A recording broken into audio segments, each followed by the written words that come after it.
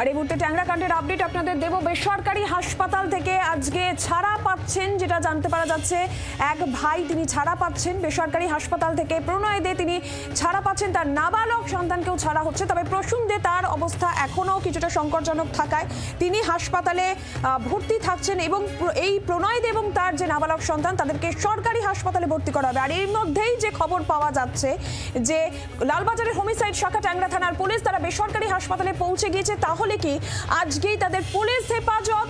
এই প্রশ্নও কিন্তু ইতিমধ্যেই রয়েছে। বেসরকারি হাসপাতালে লালবাজারের হোমিসাইড শাখা এবং ট্যাংরা থানার পুলিশ পৌঁছে গিয়েছে বলেই জানা যাচ্ছে। আমরা জানবো এই বিষয়ে অয়ন ঘোষাল আমাদের প্রতিনিধি রয়েছেন সরাসরি। অনেকটা জানার চেষ্টা করবো লালবাজারের হোমিসাইড শাখা এবং ট্যাংরা থানার পুলিশ তারা ইতিমধ্যে পৌঁছে গিয়েছেন এই বেসরকারি হাসপাতালে। কি আপডেট রয়েছে এই মুহূর্তে তোমার কাছে? দেখো, আধ ঘন্টা আগেই লালবাজারের হোমিসাইড শাখার একজন কর্তা এবং তার সঙ্গে ট্যাংরা থানার একাধিক পুলিশ কর্মী আধিকারিক সহ তারা বাইপাস লাগোয়া এই যে বেসরকারি হাসপাতাল সেই হাসপাতালের ভেতরে ঢুকেছেন। এবং আমরা এখনো পর্যন্ত সূত্র মারফত যা খবর পাচ্ছি, বেলা 2টোর পর যে কোনো সময়, আই রিপিট, বেলা 2টোর পর যে কোনো সময় অফিসিয়াল কাগজপত্র সহিসাবুদের পর এই দুজন অর্থাৎ প্রণয় দে এবং তার নাবালক পুত্রের হাসপাতাল বদল হতে চলেছে। এবং এক্ষেত্রে তাদেরকে কলকাতার কোনো একটি বড় হাসপাতালে পুলিশ হেফাজতে রেখে অর্থাৎ পুলিশ প্রহরায় রেখে পরবর্তী সময়ে জিজ্ঞাসাবাদ চলবে এবং তাদের যেটুকু এখনো পর্যন্ত আরোগ্য বা সুস্থতার বাকি রয়েছে প্রক্রিয়া, সেটা সরকারি হাসপাতালেই করাবে পুলিশ, এমনটাই এখনো পর্যন্ত সূত্র মারফত খবর পাওয়া যাচ্ছে। এবং তার প্রস্তুতি ইতিমধ্যেই চলছে। আমরা যেটা খবর পাচ্ছি যে বেলা 1:30 নাগাদ এখানে অ্যাম্বুলেন্স এসে দাঁড়াবে এবং তারপর বেলা 2টো নাগাদ এখানে হোমিসাইড ট্যাংরা থানার পুলিশ এবং আরও যে সংশ্লিষ্ট থানাগুলো রয়েছে, যে থানাগুলোতে ইতিমধ্যেই হাসপাতাল থেকে ইন্টিমেশন দেওয়া হয়েছে। যেমন প্রথম যে দুর্ঘটনা যেটা ঘটেছে সেটা পড়ছে গড়ফা থানার অধীনে, আবার তার পাশাপাশি এই যে হাসপাতাল এটি আলাদা করে একটি থানার অধীনে। এই প্রত্যেকটি থানাকে ইতিমধ্যে হাসপাতালের তরফে ইন্টিমেশন দিয়ে জানিয়ে দেওয়া হয়েছে যে প্রণয় দে এবং তার নাবালক পুত্রকে রিলিজ করতে হাসপাতালের আর কোনো আপত্তি নেই। এখন শুধুমাত্র বেশ কিছু কাগজপত্র, যে কোনো রিলিজের ক্ষেত্রে ন্যূনতম যে টেকনিক্যাল টাইমটা লাগে সেই টেকনিক্যাল টাইমটার পরে আজই বেলা 2টো নাগাদ পিতা এবং পুত্রকে হাসপাতাল থেকে ছেড়ে দেওয়া হবে এবং তাদের ঠিকানা বদল হতে চলেছে। আরেকটি হাসপাতালে দুজনকেই আপাতত নিয়ে যাওয়া হবে বলে খবর পাওয়া যাচ্ছে এবং সেক্ষেত্রে পুলিশের হেফাজতেই হাসপাতালে তারা থাকবেন, এমনটাই এখনো পর্যন্ত সূত্রের খবর। সঙ্গে থাকো অয়ন। আর ইতিমধ্যে আপনাদেরকে জানিয়ে রাখবো এই গোটা ঘটনা ইতিমধ্যে কিন্তু পায়েস রহস্য সামনে এসছে। আপনাদেরকে জানিয়ে রাখবো যে পায়েস 6 জনে মিলে তারা খেয়েছিলেন, এই পায়েস নিয়ে একাধিক রহস্য ঘনীভূত হচ্ছে। একাধিক চাঞ্চল্যকর তথ্য আসছে, কারণ মাত্রা অতিরিক্ত ওষুধ মেশানো হয়েছিল পায়েসে। বিভিন্ন ওষুধের মিশ্রণে শরীরে বিষক্রিয়া হয়। আর এরপরই 2 গৃহবধূর মৃত্যু না হওয়ায় শিরা কাটা হয়েছিল তাদের, গলার নলি এবং শিরা কেটে হত্যা করা হয়, এমনটাই জানা যাচ্ছে। কারণ এই ট্যাংরা কাণ্ডে প্রথম থেকে এই পায়েসের তত্ত্ব সামনে এসেছিল। পায়েসে বেশ কিছু ওষুধ প্রয়োগ করা হয়েছিল এবং যা তারা খেয়েছিলেন। একদমই মাত্রাতিরিক্ত কিছু ওষুধ মেশানো হয়েছিল এবং যার জেরে বিভিন্ন ওষুধের মিশ্রণ ছিল, সেই মিশ্রণেই শরীরে বিষক্রিয়া হয়। কিন্তু তারপরেও 2 গৃহবধূর মৃত্যু না হয়, এরপর তাদের শিরা কাটা হয়, গলার নলি কাটা হয় এবং খুন করা হয়েছে। আর নাবালিকার শরীরে কিন্তু বিষক্রিয়া হয়েছিল বলে যেটা পোস্টমর্টম রিপোর্টে উল্লেখ ছিল যে 3 জনকেই খুন করা হয়েছে। এই পায়েসে যেটা নিয়ে প্রথম থেকেই বলা হয়েছিল যে প্রত্যেকেই সেই বিষ মেশানো পায়েস খেয়েছে প্রত্যেক সদস্যই, আর তারপরেও মৃত্যু না হয় এই 2 গৃহবধূর, তাদের গলার নলি এবং হাতের শিরা কাটা হয়।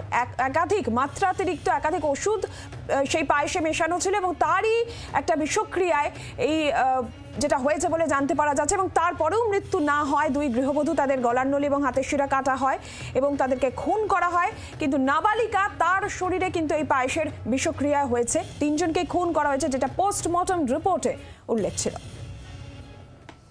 একাধিক বিভিন্ন ব্র্যান্ডের বিভিন্ন কারণে খাওয়া ওষুধ একসঙ্গে প্রচুর পরিমাণে মিশিয়ে বিষক্রিয়া তৈরির চেষ্টা হয়েছে পায়েসে, যে পায়েসের ফলে মৃত্যু হয়েছে নাবালিকার।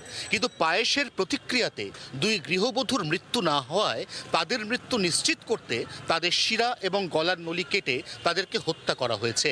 যে নাবালক এই মুহূর্তে বাইপাস লাগোয়া বেসরকারি হাসপাতালে ভর্তি, তার শরীরেও এই পায়েসের প্রভাব তেমনভাবে কাজ করেনি, তাই তাকেও অন্য কোনো উপায় অর্থাৎ গাড়ি দুর্ঘটনা ঘটিয়ে হত্যা হত্যার চেষ্টা করা হয়েছে বলে প্রাথমিকভাবে মনে করছেন তদন্তকারী আধিকারিকরা।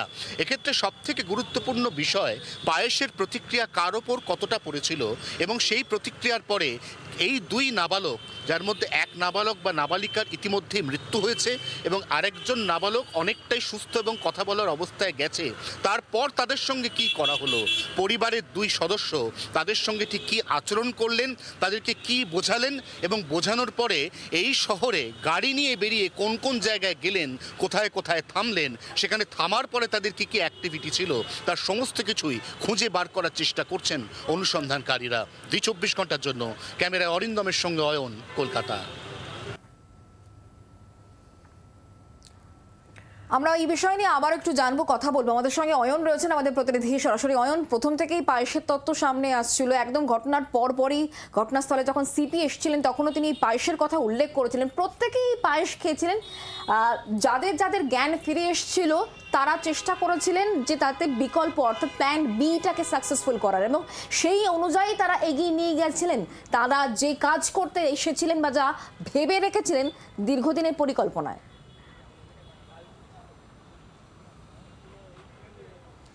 যতটা প্রতিক্রিয়া হবে মনে করা হয়েছিল, এই ওষুধ মেশানো বা বকলমে বিষ মেশানো পায়েসকে সবার শরীরে অতটা প্রতিক্রিয়া হয়নি। যেমন দুই গৃহবধূ, তাদের মৃত্যু হয়নি, মৃত্যু নিশ্চিত করতে হাতের শিরা গলার নলি কাটা হয়েছে। নাবালিকা, যার পায়েসের কারণেই মৃত্যু হয়েছে, সেও প্রথম দিকে পায়েস খেতে চাইছিল না, কারণ পায়েস থেকে তীব্র ওষুধের গন্ধ বেরোচ্ছিল এবং সেই কারণে পায়েসে তুলসী পাতা মেশানো হয়। তারপরেও সে পায়েস খেতে চাইছিল না বলে তাকে কার্যত জোর করে টেনে হিঁচড়ে পায়েস খাওয়ানো হয়, কারণ তার শরীরের একাধিক জায়গাতে এরকম ঘষ্টানোর বা হ্যাঁচড়ানোর দাগ মিলেছে। এবং তার থেকেও গুরুত্বপূর্ণ, এই নাবালক পায়েস খাওয়ার পরেও কিছুক্ষণের মধ্যে তার চেতনা ফিরে আসে এবং খুব সম্ভবত সে তখন বাধা দেয় এবং বাধা দেওয়ার ফলে তার হাতের শিরা কাটার চেষ্টা হয়, কারণ তার ডান হাতের শিরার কিছুটা অংশ কাটা, সেখানে কাটমার্ক রয়েছে। অতএব প্রকৃত অর্থে এই পায়েসের প্রভাব কার ওপর কতটা পড়েছে, তারপর কে কি রিয়্যাক্ট করেছে এবং তারপর কিভাবে এক একজনকে খুন করা হয়েছে, এই গোটা বিষয়টা জানতে এই মুহূর্তে প্রণয়ের বয়ান পুলিশের কাছে তো গুরুত্বপূর্ণ বটেই, এমনকি তার নাবালক পুত্র, তার বয়ানও পুলিশের কাছে অত্যন্ত গুরুত্বপূর্ণ। কারণ এতক্ষণ বা এতদিন পর্যন্ত প্রণয় দফায় দফায় পুলিশকে যেটুকু জানিয়েছে তার মধ্যে কতটা সত্যতা রয়েছে, কতটা সত্য লুকোনো রয়েছে, সেটা সেকেন্ড কোনো ওপিনিয়ন, অর্থাৎ তার নাবালক পুত্র, তাকে জিজ্ঞাসাবাদ করে পুলিশ জানার চেষ্টা করবে বা ক্রস চেক করবে। এবং তার থেকেও গুরুত্বপূর্ণ, আরেক ভাই, ছোট ভাই প্রসূন, তার যখন কথা বলার মতো অবস্থায় যাবে, সে যখন পুলিশকে তার বয়ান দেবে, তখন কিন্তু সেখান থেকেও বেশ কিছু ফ্যাক্ট যেগুলো একদম ভেরিফাই করে নেওয়ার মতো পর্যায়ে প্রণয় এবং তার পুত্রকে জিজ্ঞাসাবাদে কি কি তথ্য বেরিয়ে আসে সেদিকে অয়ন আমাদের নজর থাকবে। ধন্যবাদ আমাদের সঙ্গে সরাসরি থাকার জন্য। একাধিক গুরুত্বপূর্ণ তথ্য, চাঞ্চল্যকর তথ্য সামনে আসছে এবং এখন দেখার বিষয় প্রণয় এবং তার পুত্রকে জিজ্ঞাসাবাদে আর কি কি তথ্য আসে, কারণ এতদিন পর্যন্ত শুধুমাত্র প্রণয় দের বয়ানের ভিত্তিতেই পুলিশ তদন্ত এগিয়ে নিয়ে যাচ্ছিল। এই প্রণয় দে তিনি কতটা সত্যি বলছেন সেই বিষয়টাও কিন্তু পুলিশ খতিয়ে দেখবে, ক্রস চেক করে, কারণ প্রণয় দের পুত্র, তাকেও এবার জিজ্ঞাসাবাদ করা হতে পারে, কারণ বেসরকারি হাসপাতাল থেকে দুজনকে শিফট করা হচ্ছে। এরপর তাদেরকে জিজ্ঞাসাবাদে আরও সুবিধা হবে বলে মনে করা হচ্ছে। দুজনকে বসিয়ে জিজ্ঞাসাবাদ করা হতে পারে, ক্রস চেক করা হতে বলেই মনে করা হচ্ছে। কারণ যে পায়েসের তত্ত্বের কথা বারবার করে প্রণয় দে উল্লেখ করেছেন, সেই তত্ত্ব আদতে কতটা সঠিক সেটা খতিয়ে দেখবেন পুলিশ আধিকারিকরা। একদমই। আর এর মধ্যেই যেটা জানতে পারা যাচ্ছে যে ঘটনার এক সপ্তাহ আগে থেকেই পরিবারকে শেষ করার সিদ্ধান্ত নেওয়া হয়েছিল। এই সিদ্ধান্ত প্রণয় দে, প্রসূনদের দুই ভাই নিয়েছিলেন। কিভাবে খুন না আত্মহত্যা, সেই বিষয়টা নিয়ে আলোচনা হয়েছে দফায় দফায়। দুই ভাই আলোচনা করেছে এই সমস্ত বিষয় নিয়ে। পুলিশকে দেওয়া বয়ানে এই দাবি করছে এক ভাই, সেক্ষেত্রে অত্যন্ত বয়ান প্রণয় দের বয়ান পাওয়া যাচ্ছে, সেক্ষেত্রে প্রসূন দে এবং প্রণয় দের যে নাবালক পুত্র, তার বয়ানও কিন্তু অত্যন্ত গুরুত্বপূর্ণ বলেই মনে করা হচ্ছে। বাংলার আওয়াজ, বাঙালির আবেগ, জি 24 ঘন্টা।